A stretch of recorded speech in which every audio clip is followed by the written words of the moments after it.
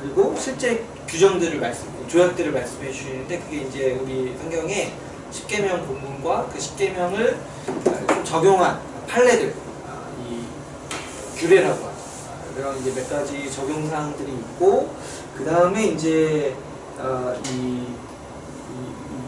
언약식, 계약식이 있고, 이 언약식사가 있어서 이 24장까지가 마무리되는 거예요.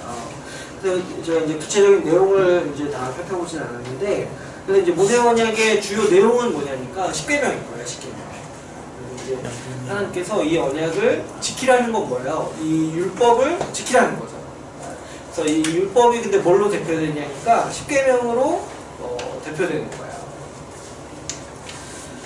그래서 이제 이 모세 언약과 모세 언약을 그냥 이제 신약에서는 아예 어떻게 부르냐니까 율법으로 부르는 거예요. 율법으로.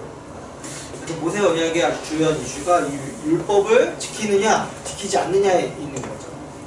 이스라엘 백성들이 그 피를 맞으면서 내가 이 언약을 지키겠다라고 생각하는 건 뭐냐니까 내가 이 율법을 지키겠습니다라고 생각하는 거예요. 그래서 우리가 이제 율법의 내용을 좀 알아야 되는데, 오늘은 이제 자세히 보진 않고 몇 가지 대략적인 사항만 좀 보려고 해요. 이 율법의 이제 중심이 십계명인 거예요. 우리가 이제 10가지 계명이라고 이해를 하는데요. 그래서 이 십계명의 근데 사실은 구약 본문을 보면은 십계명 말고도 여러 가지로 하나님께서 이제 이걸 지켜라, 이거를 행해라 말씀하세요. 근데 이제 그런 것들 이제 우리 규례라고 부르는데, 그런 이제 사항들은 이제 아주 여러 사항들이 있어요. 신명기 가서 보면은 이제 제사법도 있고 의식법도 있고 정결례도 있어요. 근데 이런 규례들이 다 십계명을 지키기 위한 적용 사항들이라고 이해할 수가 있는 거죠. 그래서 핵심 사항은 십계명에 있어요. 십계명. 그래서 이제 우리가 나중에 좀 이제 저도 더 공부가 되고 시간이 되면은 이제 더 구체적인 사항들을 더 살펴볼 수 있을 것 같고, 십계명도 사실 그래서 우리 이제 교회에게는 굉장히 중요한 말씀인 거예요. 그래서 이제 제가 어디 교회에서 얘기 드릴 때는 그 교회는 십계명을 처음에 읽고 시작하더라고요. 처음에 이제 십계명의 계명을 읽고 예배를 시작하더라고요. 왜 그러냐니까 이 십계명이 하나님께서 이 언약 백성에게 주신 이 절대적인 법이라는 거예요. 이 시대를 초월해서 주시는 하나님의 뜻이고 하나님의 계시라는 거예요. 그러니까 우리가 십계명을 사실 배워야 되고 또 소중히 여겨야 될 필요가 있는 거죠. 예수님은 특별히 이 율법을 요약하실 때 두 가지로 요약하셨어요. 근데 이제 이 두 가지 요약이 사실 십계명에 담겨 있는 요약이라고 볼 수가 있죠. 우리 마가복음 12장 말씀이 있는데 같이 한번 읽어볼까요? 29절부터 31절까지 같이 읽어보겠습니다. 시작.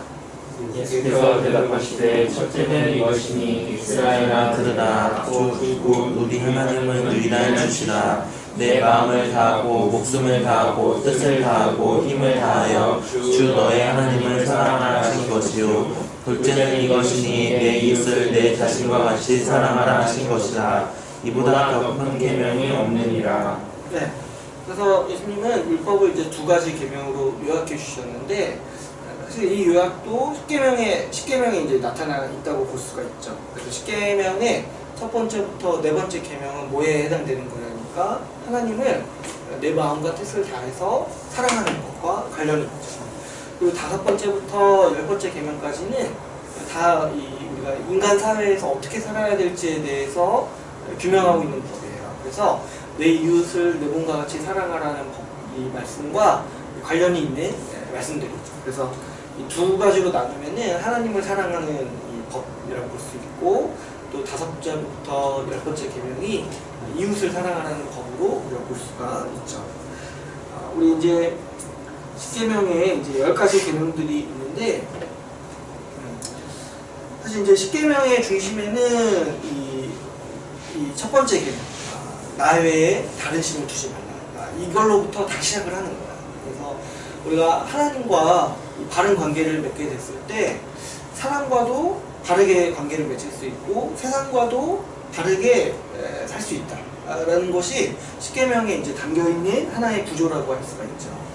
그래서 이제 우리가 첫 번째부터 네 번째 계명의 의미를 좀 잘 이해할 필요가 있어요. 이제 다음 시간에 좀 자세히 다루려고 하는데, 여러분 우리가 하나님을 사랑하는 게 우리 삶의 언약 백성으로서 아주 첫 번째 의무이자, 또 다르게 표현하면 복이라고도 할 수 있고, 또 다르게 얘기하면 특권이라고도 할 수 있는 거예요. 여러분 우리가 신자인 거를 좀 생각해 볼 때, 물론 두 번째 계명과 연관해서 생각해 볼 수 있어요. 내가 정말 지체를 사랑하는가도 생각해 볼 수 있고, 내가 정말 하나님을 사랑하는가, 내가 정말 하나님과 관계를 가지고 있고 하나님과의 그 특별한 관계를 정말 누리면서 살아가고 있는가를 우리가 또 돌아볼 수가 있는 거죠. 이게 이제 하나님께서 우리를 내 특별한 소유로 삼겠다, 그리고 정말 너희를 내가 택하였다, 이 말씀들이 얼마나 귀한 말씀들인 것을 이해할 때, 우리가 내가 나를요, 나 자신을, 또 우리를 하나님의 자녀로서 여기고 살 수 있다는 게 얼마나 큰 복인지를 알 수가 있어요. 그게 하나님이 우리를 대하시는 게 다른 거라니까요. 완전 분명히 다른 사람들, 이 교회 밖에 있는 사람들을 대하시는 거랑 우리를 대하시는 거랑은 다른 차원으로 대하신다는 거예요. 특별한 소유로 대하시고 자녀로서 대하신다는 거죠. 근데 우리도 이 인생을 살아갈 때 내가 하나님을 아버지라고 부를 수 있는 것 자체가 사실 어마어마한 복이라는 거예요. 그래서 우리가 이제 뭐 쉽게 아버지 부르지만, 또 이제 기도할 때 아버지라고 이렇게 즐겨 부르지만은, 우리가 그만큼 즐겨 부르고 쉽게 하나님을 아버지라고 부를 수 있는 게 사실 이 구약에서부터 시작해서 보면은 어마어마한 복이라고 할 수가 있어요. 그래서 그 복을 우리가 이제 누리는 건데, 하나님이 이 언약 백성에게 원하시는 게 뭐냐니까, 너희도 나를 사랑하라는 거예요. 내가 너희를 사랑한 것 같이 너희도 나를, 이런 말씀은 없죠. 근데 너희도 나를 사랑하기를 원하시는 거예요. 그래서 첫 번째로 뭘 원하시냐니까, 나 외에 다른 신을 내게 두지 말라는 거죠. 그러니까 나만을 좀 사랑하는 거예요. 나만. 두 번째로는 이제 우상을 만들지 말라고 말씀하십니다. 이 말씀 우리가 좀 깊게 생각해 봐야 될 게, 우상이라는 건 뭐냐니까 내가 만든 신인 거예요. 내가 만든 신. 내가 만든 신은 사실 굉장히 여러 종류가 있어요. 우리가 이제 사도신경 할 때 이 문제를 잠깐 다뤘는데, 사람은요 뭔가를 섬겨요. 내가 신이 없다고 얘기하는 사람도요, 사실은 그 마음의 중심에는 자기를 섬기는 거예요. 마치 아담이 스스로 하나님처럼 되고 싶어 했던 것처럼 자기 자의대로 살아가고 싶어하고 자기 중심으로 살아가고 싶어하는 것도 내 원래 하나님이 있어야 될 자리에 나 자신을 두는 거죠. 근데 그뿐만 아니라 사람은 온갖 것을 다 하나님 자리에 두기를 좋아하는 습성이 있어요. 왜냐? 원래 인간의 아주 이 구조상 인간은 종교심이 있는 거야. 여러분 그 인류 역사를 보면은요, 종교를 빼놓고 얘기할 수가 없어요. 그만큼 이제 인간에게는요 종교 문제가 중요한 거예요.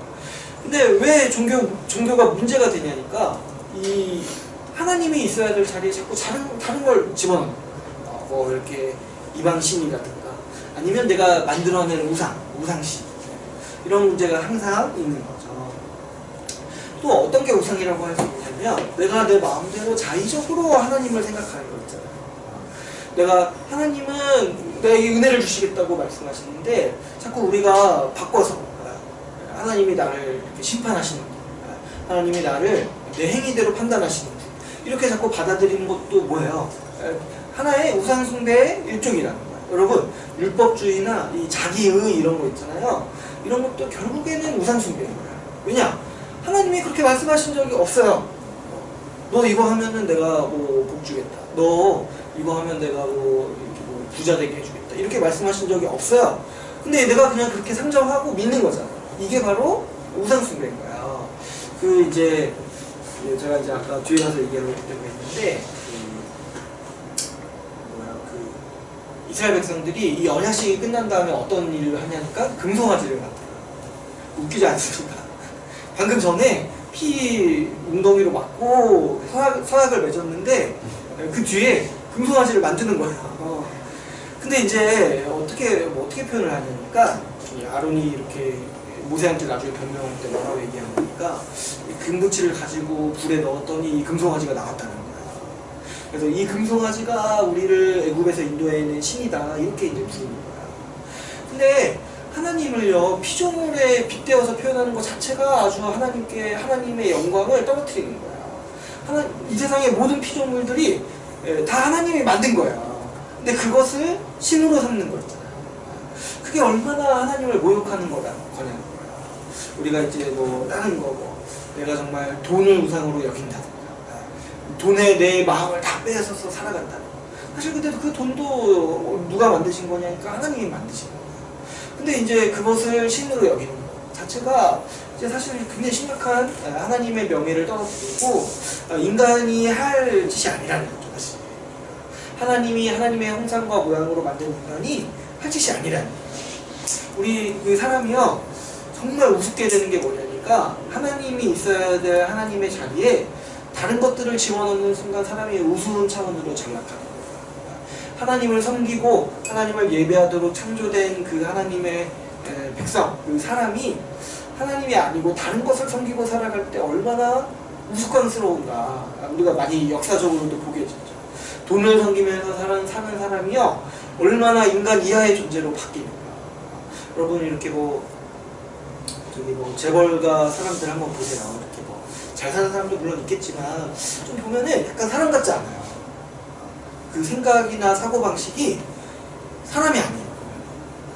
왜 그러냐니까 그 원래 인간성을 잃어버리는 거예요. 자꾸 하나님의 돈도 많으면은 사실 여러분 자본주의 사회에서는 돈이 많으면은 신이에요. 거의. 근데 그런 사람들의 그 인격을 보면은 사람으로 기능을 못해요. 그 환경에서 자란 아이들이나 그 사람들이 우리가 이제 돈이 많고 권력이 있으니까 좀 그 앞에서 좀 굽신거릴 수도 있어요. 또 좀 멀리서 보면은 와 저게 과연 사람인가 생각할 수 있을 정도로 상당 부분 인간성을 잃어버리는 거예요. 그래서 이제 어떤 학자는 사람을 이렇게 얘기해요. 사람은 자기가 섬기는 존재를 닮는다는 거야. 비인간을 섬길수록 비인간화된다는 거야. 그러니까 우리가 하나님을 섬기고 하나님을 예배하도록 부르심 받는 거는 동시에 뭐예요? 하나님을 닮도록 부르심 받는 거예요. 근데 그 자리에 다른 우상이 들어오는 순간 이제 사람이 굉장히 인간 이하의 존재로 비껴나갈 수 있게 되는 거죠. 그래서 이 우상의 문제는 굉장히 복잡해요.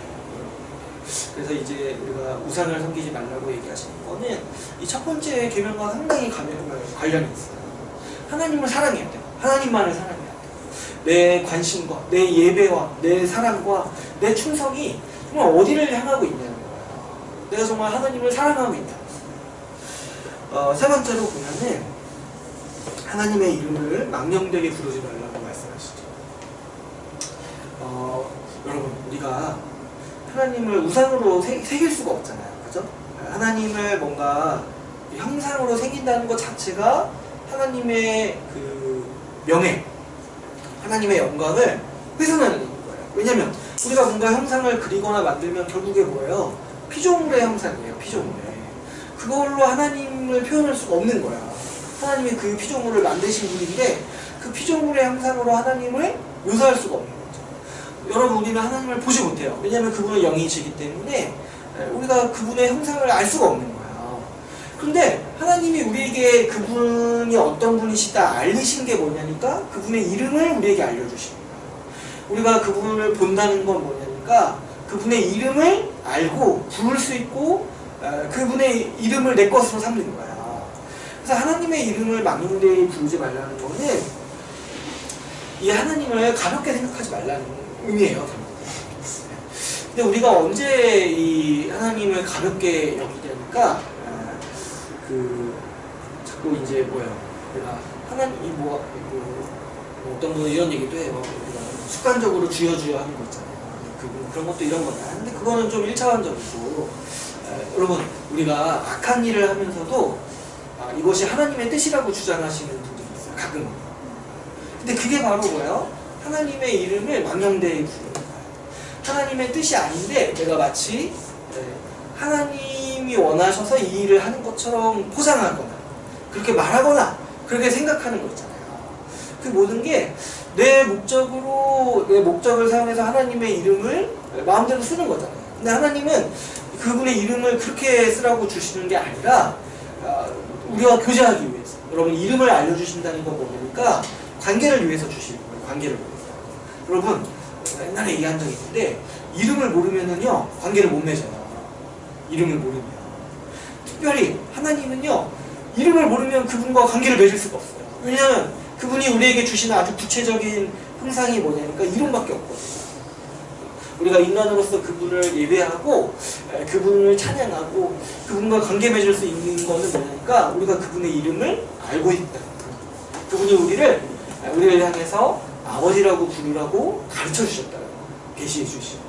그래서 우리는 그분과 관계를 맺을 수 있고 그분을 알 수 있는 거죠. 그런데 이런 하나님의 은혜를 내가 호도하여서 이제 내 목적을 위해서 하나님의 이름들을 사용하는 거죠. 아니면 이렇게 은밀하게 바꾸는 거죠. 이런 것들이 이제 하나님의 이름을 망령되이 부르는 거죠. 이것도 사실 하나님을 사랑하는 게 아니죠. 내 목적을 위해서 하나님을 이용하는 거죠. 하나님은 여기에 대해서 그렇게 하지 말라고 말씀하시죠. 그리고 네 번째로 이제 안식일을 기억하면서 거룩하게 지키라고 십계명에서 말씀하고 있습니다. 이게 사실은 이 안식일 규례는 굉장히 복잡하고 다양해가지고 오늘 이제 다 다룰 수 없고, 근데 이제 안식일이라는 건 뭐예요? 창조가 완성되고 그리고 하나님께서 복되게 하신 날. 그래서 이제 안식일을 지키면서 우리가 하나님이 주시는 이 복락을 누리고 또 뭐야? 이 하나님을 예배하는 거예요. 하나님을 예배하고 기억하는 날로서 안식일을 지키는 거죠. 그래서 우리가 이제 이 예배를 빠지지 않는 것도 굉장히 중요한 의미가 있는 거예요. 이렇게 우리는 이제 율법의 저주에서 벗어나서 주일성수 이런 거 의미 없다 얘기하시는 분도 있는데, 근데 그러면은 어떻게 하나님을 예배 안 하면은 그게 뭐냐는 거예요. 그랬을 때 우리가 이제 주일에 대해서 생각할 때, 주일 성수에 대해서 생각할 때 꼭 율법주의적인 요소로 생각할 필요는 없지만, 그럼에도 불구하고 우리가 하나님을 사랑하는 게 뭐냐는 거예요. 하나님을 사랑하는 게 뭐냐는 거예요. 그랬을 때 우리가 공예배에 참석해서 하나님을 예배하고 하나님을 기억하는 거, 그거 하나 지키는 게 그렇게 힘들다면 그게 정말 하나님을 사랑하는 건지 정말 묻고 싶다는 거예요. 누군지 모르겠지만 묻고 싶다는 거예요. 아니 그것도 못하면 이거 알겠어요. 마음으로 하나님을 사랑한다는 거 알겠지만, 근데 그게 그러면 플라토닉 러브 이런 거냐는 거예요. 네? 사랑하는데 난 너 만나기 싫어 이렇게 말하는 사람이 있어요. 네? 사랑하는데 내가 너를 위해서 시간을 뺄 수는 없겠어. 이게 무슨 말이냐고. 그러니까 우리가 안식일을 지키고 예배로서 우리가 지키는 모든 게 이제 원동력이 뭐냐니까 우리가 하나님을 사랑하는 거예요. 그분을 정말 보고 싶고, 또 뭐냐니까 그분의 말씀을 너무 듣고 싶은 거야. 우리는 하나님의 백성은요, 하나님의 말씀을 들을 때 하나님을 보는 거예요. 우리가 이렇게 다른 걸 보면서 하나님을 떠올리고 수가 없거든요. 하나님의 형상이 아니니까. 근데 하나님의 형상이 뭘로 나타나냐니까 그분의 말씀, 그분의 뜻으로 나타나는 거예요. 그래서 우리가 말씀을 듣고 이해할 때 마치 어떤 이제 이 감동이 있냐니까 하나님을 눈앞에서 보는 것과 같은 감동을 느끼는 거예요. 말씀을 이해하고 말씀을 들을 때. 그래서 우리가 예배 시간을 사모하게 돼요. 그렇게 할 수 있는 거죠. 그래서 우리 첫 번째부터 이제 네 번째 계명까지가 다 우리가 이제 하나님을 사랑하는 것에 이제 의미가 담겨 있는 거죠. 그 다음에 이제 구체적인 건 좀 다음 주에 더 다루고요. 넘어가서 또 어떤 내용들이 있냐면은 25장부터 27장까지 이 성막에 대해서 길게 말씀하십니다. 성막을 어떻게 지을 것인지에 대해서 길게 말씀하십니다. 근데 이제 성막은 어떤 곳이냐니까 하나님께서 이 이스라엘 백성과 함께 거하는 곳인 거야. 그래서 이제 이 성막을 이스라엘 백성의 진 가운데 두시죠. 그래서 이제 어떤 걸 상징적으로 보여주시니까 내가 너희와 함께 하겠다. 내가 너희에게 복 주겠다. 이런 이제 하나님께서 언약을 통해서 약속하셨던 그 복을 이 성막을 통해서 실현하는 것들을 출애굽기에서 보여주시는 거죠. 근데 동시에 이 성막은요, 이스라엘 백성 가운데 이제 지으면서도 또 동시에 어떤 측면이 있냐니까 이스라엘 백성들이 나올 수 없도록 해요. 어떻게 하냐니까 성막 주변에 이 아주 이렇게 광활한 이 여백을 둬요. 그러니까 뜰을 만들어요. 그래서 성막으로 사람들이 바로 못 오는 거야. 그리고 그 뜰 밖에 이 성벽을 두는 거예요. 이 성벽은 아니고 이제 울타리죠. 이때는 울타리를 두는 거예요. 그러니까 분명히 백성 가운데 있지만 또 동시에 어떤 측면이 있는 거예요. 백성이 하나님께 나아갈 수 없는 측면도 이 성막을 통해서 가르쳐주는 거예요. 그래서 이 울타리를 통과하고 이 뜰에서 이 제사를, 희생제사를 드린 사람만이 이 성막에 들어갈 수 있도록 하는 거예요. 그래서 하나님께서 이를 통해서 이 죄인들이 하나님께 함부로 나올 수 없고 하나님 앞에 설 수 없음을 보여주시는 거죠. 동시에 두 가지가 있는 거예요. 너희가 함께 하지만 지금 너희가 죄인이다. 이 측면을 동시에 가르치고 있으시는 거죠. 그러면서 하나님이 동시에 그래서 이제 28장부터 31장까지 무엇을 가르치시냐니까 이 제사장 제도와 제사 제도에 대해서 말씀하시죠. 그래서 이제 28장에 보면은 이제 제사장 옷을 어떻게 만들지에 대해서 길게 말씀하십니다. 근데 이게 왜 중요하냐니까 29장에서 제사장 제도를 세울 것에 대해서 말씀하십니다. 근데 이 제사장이 어떤 일을 하는 거냐니까 성막을 관리하고 또 뒤에서 말씀하시는 이 제사 제도를 진행하는 사람인 거예요. 그래서 이 제사장을 통해서 이스라엘 백성은 제사를 드리고 이 희생 제사를 드리고 성막 안에 들어가서 하나님께 나올 수 있는 거죠. 그래서 하나님은 이를 통해서 하나님 누구도 자기 스스로의 힘으로는 하나님께 나아갈 수가 없는 거예요. 반드시 이 제사장, 이 중보자의 도움이 필요한 거예요.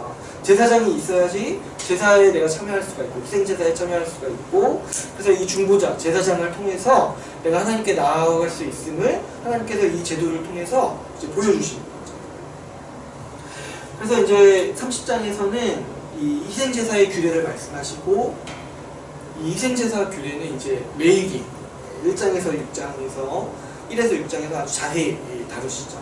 그 5가지 주요한 이제 제사 제도를 말씀하시는데 이 제사 제도의 아주 근본은 뭐냐니까 화목제물이에요. 이 희생제물을 드림으로써 내 죄를 속죄하고 덮는 의미가 있어요. 그리고 이제 몇 가지 이제 좀 다양한 제사 제도 중에 이제 소제라는 게 있어요. 소제는 뭐냐니까 희생제사랑은 좀 달라요. 뭐냐니까 우리가 이제 곡식을 드리는 제사인데 이거는 뭘 의미하냐니까 내가 하나님께 헌신하고 내가 정말 하나님께 헌신하겠다. 이 어떤 이제 우리 뭐 이렇게 예배 같은 거 보면 헌신 예배 있잖아요. 그런 의미를 지니는 거예요. 소제라는 겁니다. 그리고 또 화목제가 있어요. 이거는 이제 화목제물 할 때 화목제가 아니라 그 이제 우리가 이제 친하게 지내자 할 때 화목제인 거예요. 근데 화목제는 어떤 특성이 있냐니까 제물을 바치고 그 제물의 어떤 이 고기들 있잖아요. 그 고기를 반드시 2일인가 3일 안에 먹어야 돼요. 왜 그러냐니까 만약에 그 고기를 계속 가지고 있도록 하면 어떻게 되는 거야? 내가 그냥 가질 수 있죠.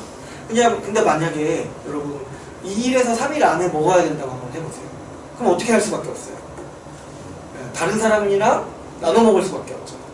그래서 화목제는 이런 특성이 있어요. 하나님께 드린 제물, 하나님께 감사로서 제사를 드리고 그 제사의 결과인 이 고기를 여러 사람과 나누어서 먹는 거야. 그래서 다른 사람들과 함께 기뻐하는 거야. 지체를 섬기고.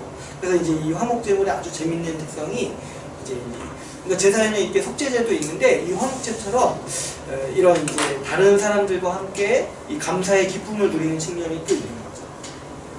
그래서 우리가 이제 그 감사헌금 같은 거 하잖아요. 이제 감사헌금이 이 어떻게 보면 화목제랑 비슷한 거야. 감사헌금을 통해서 내가 하나님께 감사를 표하고 싶은데 이 감사를 통해서 내 지체들을 좀 더 이제 돕고 싶고 그러니까 지체들과 함께 유익을 나누고 싶다 했을 때 내가 이제 감사헌금을 드리는 거야. 그래서 이제 제가 감사헌금 용도를 정할 때 우리 처음에 어떻게 했죠? 나들이비, 식비 이런 걸로 가게 하자고 했잖아요. 그게 이제 화목제의 의미가 있다. 화목제. 그래서 이제 우리가 하나님께 감사한다는 건 뭐냐니까 결국에는 내가 이웃들과 함께 그 기쁨을 나누는 거예요. 그게 이제 하나님을 향한 감사의 표현이 되는 거예요. 왜냐면 하나님이 그거를 뭐 받으시는 게 아니에요. 이 이웃들과 함께 그 기쁨을 나누는 게 하나님을 향한 감사로서 이제 표현이 되는 거죠. 아무튼 우리가 이제 이 출애굽기가 이렇게 구성이 됩니다. 이 율법을 주시고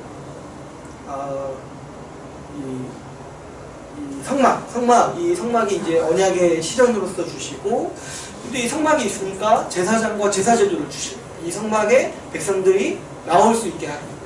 그래서 이제 모세 언약의 이제 주요 내용으로서 이런 점들을 기록하면 되겠습니다. 근데 이제 여기서 사실 출애굽기는 끝나면 돼요. 근데 이후에 어떤 일이 일어나냐니까 32절에 2장에 금송아지 사건이 일어나는 거야. 그래서 이제 출애굽기가 더 길어지는 거예요. 그 다음에 이제 33장에 모세가 회개하고, 그래서 34장에 언약을 다시 언약 지금 세우려고 세웠고 한 와중에 또 깨트렸으니까 다시 세우는 거예요, 다시. 근데 또 이제 보면 민수기 때 한 번 더 깨트리죠, 이스라엘 백성이. 그래서 신명기 때 다시 또 세요. 그래서 신명기 때 비슷한 말씀들이 나오는데 28장에 상벌 규정이 강하게 들어와요. 너희 꼭 지켜요. 너희 앞선 부모들도 어겨서 다 죽었다. 이거 꼭 지켜라. 그래서 이 상벌 규정의 28장에 그 저주가 긴 거예요. 왜냐면 자기 부모들이 반역해서 죽은 거 봤거든요. 후손들, 신명기 때 후손들. 그래서 원래 끝나면 되는데 더 길어지고, 35장부터 이제 하나님이 앞에서 말씀하셨던 성막 어떻게 지을지에 대해서 말씀하셨던 것들을 이스라엘 백성들이 그대로 행하는 장면들이 이제 나오는 거예요. 그래서 40장까지 성막 짓고, 이 제사장 옷 만들고, 성막 봉헌하는 이야기들이 이제 나오는 거예요. 그래서 이 말씀들이 그래서 중요한 거예요. 이 모세 언약의 핵심이 이 율법과 이 성막에 담겨 있는 거예요. 성막을 이스라엘 백성 가운데 짓는 얘기가 그래서 출애굽기에 굉장히 길게 나와요. 하나님이 이스라엘 백성들을 왜 구원하시냐니까 성막을 지어서 같이 함께 살려고 구원하신 거예요, 결국에. 그래서 이제 왜 이스라엘 이거 출애굽기 읽을 때 별로 안 궁금하잖아요. 성막에 뭐 들어가고 뭐가 반복되냐니까 청색, 홍색, 자색칠. 제가 이번 주에 오디오 성경 들었는데 청색, 홍색, 자색칠 계속 청색 반복해서 이렇게 나왔는데, 그게 이제 왜 중요하냐니까 이 성막을 짓는 것 자체가 언약이 성취되는 의미가 있는 거예요. 하나님이 우리와 함께 하신다. 하나님이 우리와 함께 하시고 우리에게 복 주시고, 그 모세가 여기서 회개하잖아요. 제발 하나님의 뜻을 돌이켜달라고 얘기하는데 뭐라고 얘기하시냐니까 우리와 함께 가달라는 거예요. 하나님은 어떻게 얘기하시냐니까 그냥 너희 가라. 내가 그냥 너희 가나안 딱 들어가게 해주겠다. 근데 나는 같이 안 가겠다. 이렇게 말씀하세요. 근데 모세가 바보가 아니니까 이게 무슨 뜻인지 아는 거예요. 가나안 땅 주고 하나님은 빠지시겠다는 거잖아요. 근데 그 복의 근원이 뭐냐니까 가나안 땅이고 말고 그게 중요한 게 아니에요. 하나님이 우리와 함께 하시는 게 중요해요. 그래서 모세가 뭐라고 얘기하냐니까 차라리 제 이름을 지어달라고. 하나님과 같이 안 가느니 제 이름을 지어달라고. 그래서 하나님이 그러면 내가 너와 같이 가겠다. 거기서 중요한 말씀이 내가 너를 쉬게 하겠다 말씀하세요. 뭐냐니까 하나님과 함께하는 그게 바로 하나님이 우리에게 주는 안식입니다. 하나님이 우리와 함께 하신다. 여러분, 이 구약의 본문들을 보면은 신약에서 말하는 그 성취들이 얼마나 어마어마한 건지 알 수 있어요. 여러분, 지금 성막 하나 짓기 위해서 지금 이 역사를 진행해 오신 거예요. 근데 신약에서 어떻게 선언하냐니까 하나님이 너희 가운데 거하신다라고 선언해버리는 거예요. 너희가 내가 거하는 성전이다라고 선언하시는 거예요. 그랬을 때 여기서 이 막 청색, 자색, 홍색 실로 이렇게 만들고 보석 갖다 만들고 이런 성막을 우리로 삼으시는 거예요. 우리로. 이랬을 때 이 구약의 역사를 이해하는 게 신약의 성취가 얼마나 큰 건지를 이해하는 데 있어서 굉장히 큰 도움을 주는 거죠. 그래서 우리가 이 출애굽기, 다음에 이제 출애굽기 읽을 때는 이 구도를 생각하시고 읽으면은 굉장히 재밌습니다. 이 두 면들을 생각하고 읽으시고. 그래서 우리가 오늘 이 대강을 한번 살펴봤고, 다음 주에는 좀 이 율법 조항들을 좀 자세히 보고, 이 모세 언약의 의의를 좀 한번 살펴보려고. 굉장히 독특한 측면이 있죠. 실제로 안 지키면 죽는다는 얘기를 굉장히 많이 하세요. 저주도 많이 얘기하시고, 우리가 이것들을 어떻게 좀 바라봐야 되는지 다음 주에 또 좀 더 자세히 나누도록 하겠습니다. 오늘